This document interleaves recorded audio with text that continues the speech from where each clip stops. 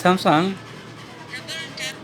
M10 তো এর টলব্যাক option কীভাবে অফ করবেন সেটা দেখবো। আমাদের কিন্তু অনেক সময় অপশনে যাওয়ার পরে কিন্তু এরকম কোড চলে আসে, আমরা কিন্তু বুঝতে পারি না কী সমস্যাটা। তো এভাবে এটা কিন্তু একটা টলব্যাক অপশনটি আপনার অফ করতে হলে আপনার সেটিংয়ে যেতে হবে। তো সেটিংয়ে যেতে হলে আপনার কীভাবে আপনার কাজ করবেন, যেখানে যাচ্ছে সেখানে কিন্তু কোড আছে।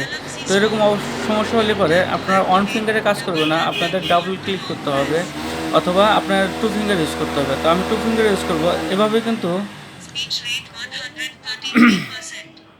Swipe up then down or swipe down then up to select a different setting. আমাদের মেনুতে যেতে হলে আমরা টু ফিঙ্গার ইউজ করবো জাস্ট এভাবে। আমাদের মেনুটা কিন্তু চলে আসলো। এরপর আমরা সেটিং সিলেক্ট করলাম। সেটিং সিলেক্ট করার পরে আমরা এখানে ডাবল ক্লিক করব। ডাবল ক্লিক করার পরে আমরা নিচে আসবো, অ্যাক্সেসরিতে যাব, সেটিং সিলেক্ট করব। সিলেক্ট করার পরে আমরা ডাবল ক্লিক করব। এরপর আমরা নিচের দিকে যাবো। এভাবে কিন্তু আসবে না, আমরা টু ফিঙ্গার ইউজ করব। টু ফিঙ্গার ইউজ করার পরে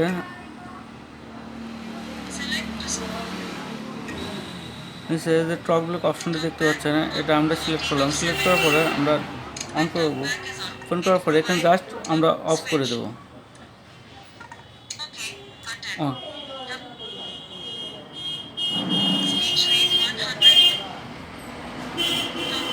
অফ করে দিলাম। তো আশা করি বুঝতে পারছেন যে কীভাবে টলব্যাক অপশনটি অফ করবেন। এখন কিন্তু আমাদের কোনো কোড নাই।